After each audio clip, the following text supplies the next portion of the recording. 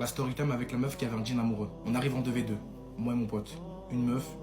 Tranquille, tout se passe bien. On les ramène chez mon pote. On se pose avec elle, tout. La meuf, elle nous a dit qu'elle faisait des ballons. Ça commence très mal. Le début de relation illicite, ballon. Il n'y a qu'un contexte là pour, si vous êtes un petit peu éloigné du djinn en plus de ça, faciliter au shayatin de commencer à vous tourmenter. Tu connais, ça se pose tout, tranquille, tout. Ça fait un petit accent vérité. On décide de prendre les devants. Tu connais ton gars. Et je vais dans la breu avec une meuf. C'est les frères, j'espère que c'est assez évident pour vous de comprendre que ça c'est complètement interdit, qu'on peut pas faire les choses comme ça. Et vous les sœurs de votre côté, ne vous laissez pas faire. Soyez fermes.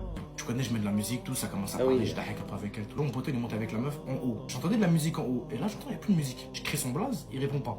J'entends PAH. Et j'entends AAH. Il commence à crier. Mon pote, il commence à crier, il commence à saigner de la bouche. Il a croqué ma langue, tout ça, il commence à crier, tout ça.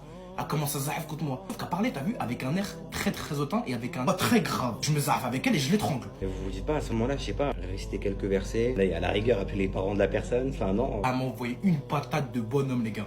C'était pas une meuf qui a tapé. Il est possible que oui, c'est vrai, ceux qui en ont un, eux, il se peut qu'ils aient une force bien décuplée par rapport à ce qu'ils auraient de base. On le voit aussi des fois chez des cas d'enfants, même d'enfants très jeunes, qui ont une force qui est inhabituelle par rapport à ce qu'ils sont censés avoir. Je regarde, hein. Là, les gars, ça commence à faire peur. Je regarde du coin de l'œil, tout, la chambre.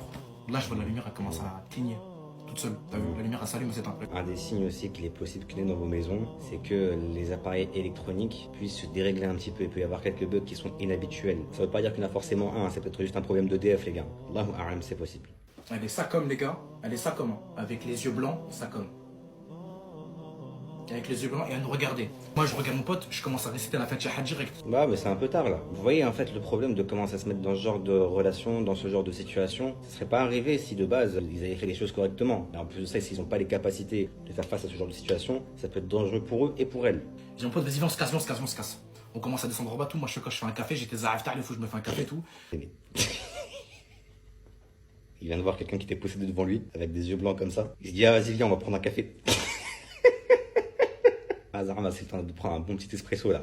Ça m'a fatigué cette histoire. J'arrive dans la chambre d'où, là, parce que j'étais tout à l'heure avec une meuf.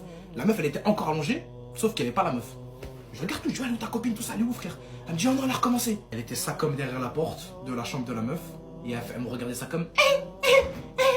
Astaghfirullah, ça peut faire peur en effet, mais ça devait être le cas d'une sœur qui a déjà eu des cas de possession, Allahu a'lam encore une fois. Et la chose étant, c'est que les ballons, en tout cas, si vous demandez à certains raqis, ils vont vous dire que ça peut créer une brèche un petit peu dans le cerveau, tout ce qui est produit toxique, tout ce qui peut vous faire un peu perdre des neurones.